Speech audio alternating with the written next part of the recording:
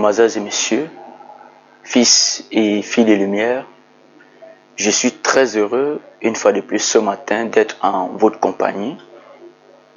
Je suis votre humble serviteur, le messager de Dieu, le prophète Samet la gloire. Suscité par Jésus-Christ pour réveiller les vierges, les maintenir éveillés, afin d'être enlevés. Une fois de plus, bienvenue à votre émission quotidienne, méditation matinale. Tous les matins, de lundi à samedi, nous avons des moments de partage de la parole de Dieu. Notre objectif au travers de ces émissions quotidiennes, c'est vous amener à vous attacher davantage à Dieu, vous amener à vous manifester selon ce que Dieu a vous manifester selon ce que Dieu a déposé en vous, à vous manifester selon votre véritable nature, à grandir spirituellement, à être des hommes et des femmes hautement spirituels. Ce matin, j'ai un sujet très important à partager avec vous. Bien-aimés, et j'ai vécu une scène aujourd'hui et j'aimerais partager avec vous. Ce témoignage va augmenter votre foi. Ce témoignage va chasser le doute et va vous amener à croire davantage à Dieu.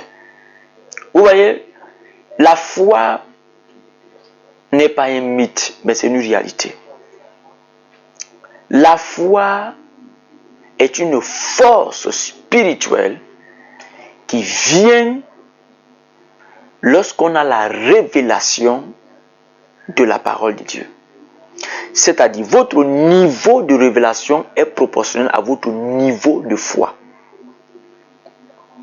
Ton niveau de foi est proportionnel à ton niveau de révélation. C'est pourquoi chaque matin, nous vous donnons la parole pour que vous grandissez dans la révélation.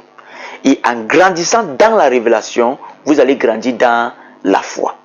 Il n'y a pas de magie. La prière ne donne pas la foi.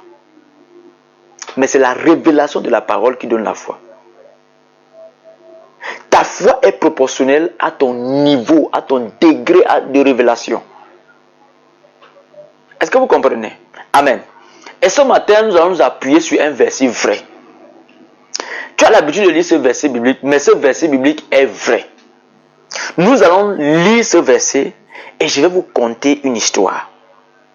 Cette histoire également est une histoire vraie. Je l'ai vécue hier. Je l'ai vécue hier. Alléluia. Puisque nous sommes le 18, j'ai vécu cette histoire le 17.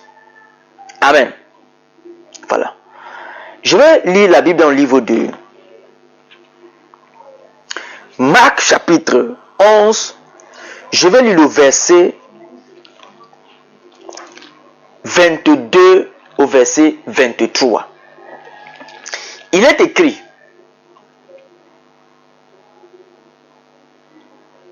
Jésus prit la parole et leur dit: ayez foi en Dieu. Jésus prit la parole et leur dit: ayez foi en Dieu. Vous voyez, cette histoire part d'où? La Bible, à partir du verset 12 de Marc chapitre 11, la Bible parle de Jésus qui eut faim. Et apercevant de loin un figuier, Jésus est allé vers le figuier, espérant avoir un fruit afin de manger. La Bible dit que quand Jésus arrive donc à côté du figuier, il se rend compte que le figuier n'avait même pas un seul fruit. Et la Bible nous dit que ce n'était même pas la saison des figues. Alors, Jésus-Christ, n'ayant pas le fruit, a maudit le figuier. À l'instant où Jésus avait maudit le figuier, physiquement, rien ne s'était produit. Les disciples n'avaient rien remarqué. Mais puisque Jésus était spirituel, il savait que pour qu'il y ait un effet physique, il faut d'abord que l'effet soit spirituel. Donc, en maudissant le figuier, Jésus savait que spirituellement, le figuier avait séché. Et physiquement, on devait constater ce qui s'était produit spirituellement. Alors, le lendemain donc, au verset 20, la Bible dit que le matin, les disciples en passant ont constaté que le figuier que Jésus avait maudit a séché jusqu'aux racines. Et ils ont dit, Jésus, Maître, regarde, le figuier que tu as séché hier, que tu as maudit hier, a séché jusqu'aux racines. Et Jésus prend la parole donc au verset 22, c'est où Jésus prit la parole et leur dit, ayez foi en Dieu. Pour dire, ce que vous êtes en train de voir là est le fruit de la foi. Je ne sais pas si tu imagines, si tu sais ce que la foi a la capacité de faire. Jésus est en train de dire que ce que vous voyez là est le fruit de la foi. Ce n'est pas le fruit d'une imagination ou de quoi que ce soit. C'est la foi qui a produit le résultat que vous voyez là. La foi a la capacité, est une force spirituelle ayant la capacité d'opérer des changements.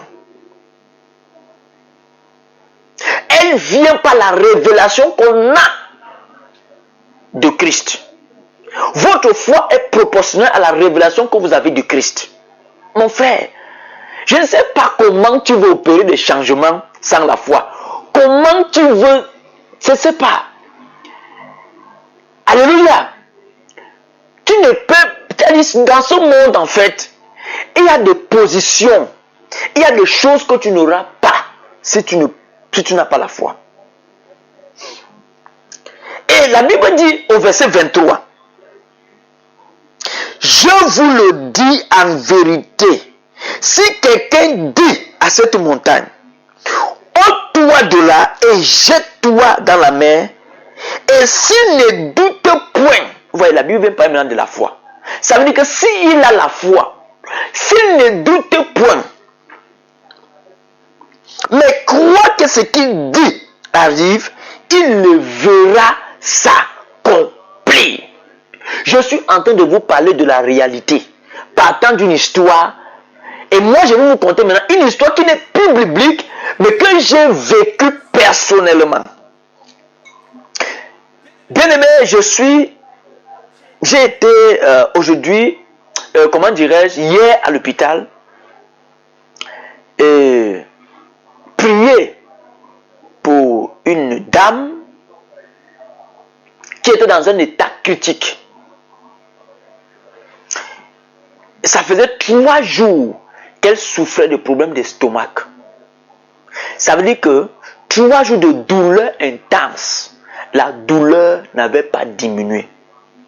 Et sa maman m'a appelé et m'a dit, pasteur, vraiment si vous ne venez pas, j'ai déjà tellement souffert, venez m'aider. Si vous ne venez pas, ça sera mieux pour moi de boire le remède et mourir. Ce que je souhaite même, c'est enlever ma fille, venir à la maison, parce que je constate que le problème, ce n'est plus naturel. On a fait l'échographie, on n'a même rien vu de mauvais. Ce que je vais faire, je vais enlever la fille et l'amener à la maison. Comme j'ai un véhicule, elle m'a demandé de venir avec le véhicule. Si je peux l'aider à transporter sa fille pour la maison, bien aimé, en tant qu'un homme de Dieu, avant de faire quoi que ce soit, il faut interroger Dieu. Alors immédiatement, le Saint-Esprit m'a dit, n'accepte pas qu'elle quitte l'hôpital. Bien qu'elle ait un problème spirituel, mais ce problème spirituel a déjà des répercussions physiques, naturelles. Alors même si tu vas prier, l'hôpital a aussi son rôle à jouer. Alors quand j'arrive donc là-bas, je me rends compte que la maman disait tout ce qu'elle me disait. Pourquoi? Parce qu'elle était déjà à bout. Elle n'avait plus de l'argent. de quoi acheter les médicaments, de quoi payer les factures. Elle ne savait plus comment faire. Alors, bien aimé dans le Seigneur, j'ai dit à cette maman, votre fille ne bougera pas. Dieu va pouvoir. Quand j'ai dit Dieu va pouvoir, cette maman a dit, Mais elle avait sa fille qui était de l'autre côté qui a dit, Amen, je crois mon prophète. Bien aimé, puisqu'elle ne faisait que ce tordre de douleur, je suis sorti, j'ai interpellé le médecin est arrivé. On a prescrit plusieurs examens, plus de 10 examens. Imaginez ce que ça devait donner.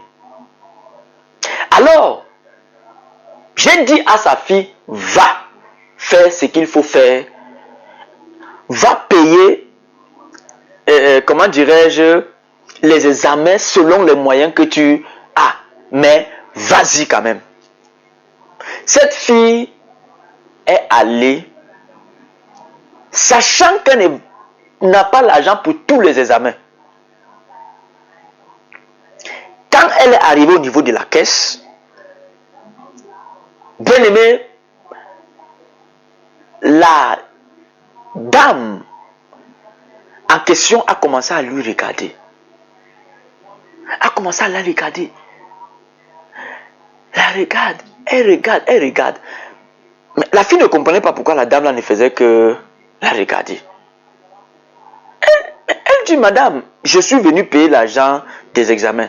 La femme lui dit, vous êtes la femme de qui? Celle qui est malade là est la femme de qui? Mais elle ne vit même pas avec un homme, elle est à la maison. La femme lui dit, mince, vous avez soudoyé quelqu'un ici à l'hôpital? Elle dit, madame, je ne sais pas de quoi vous parlez. Puisque dans ma machine, devant le nom de votre patiente, il est dit qu'on lui fasse la réduction de 75% de tous les examens qu'elle va faire à l'hôpital. Je ne comprends pas. Même la femme du médecin, ça ne se passe pas comme ça. C'est comme ça qu'on prend dans cette fille, on dit, il y a quelque chose qui ne va pas. On la met en haut pour qu'elle livre la personne qu'elle a soudoyée.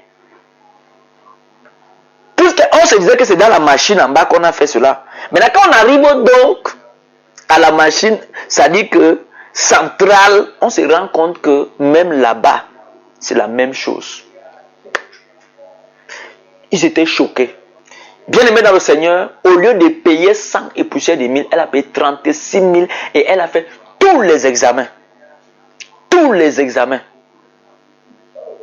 Vous voyez ce que Dieu est capable de faire?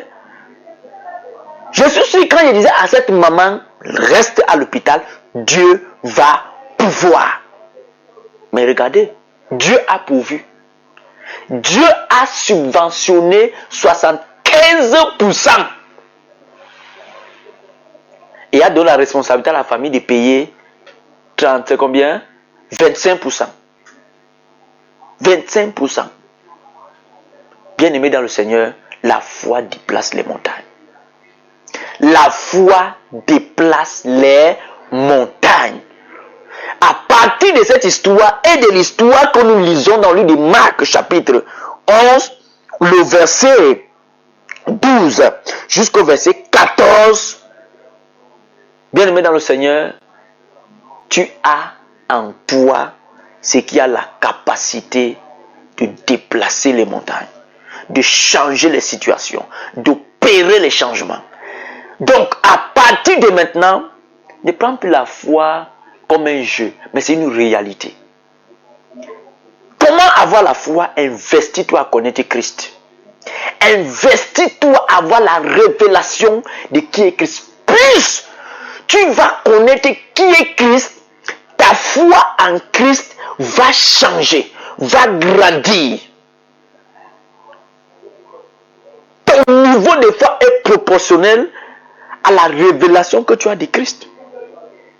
Il y a ceux qui croient que leur prière peut faire en sorte que leur voiture en panne s'arrange. Mais il y en a qui disent que non, ça c'est la folie. Bien aimé dans le Seigneur. Donc, c'était ça l'enseignement, la méditation de ce matin. C'est vrai que ça nous a pris plus du temps. Nous sommes à 15 minutes. Ça nous a pris plus du temps. Mais il fallait, bien aimé dans le Seigneur, que je partage avec toi ce témoignage incroyable. À partir d'aujourd'hui, retiens ceci. La prière, Dieu n'exauce pas la prière. La prière est importante, mais Dieu exauce la foi dans la prière. Ça veut dire que si dans ta prière, il n'y a pas de foi, il n'y aura pas d'exaucement. Dieu n'exauce pas la prière, mais Dieu exauce la foi dans la prière. Il dit, je vous le dis en vérité, si quelqu'un dit à cette montagne, ôte-toi de là et jette dans la mer, tu as prié. S'il ne doute point, ça veut dire que s'il n'y a pas la foi, il n'y aura pas d'exaucement.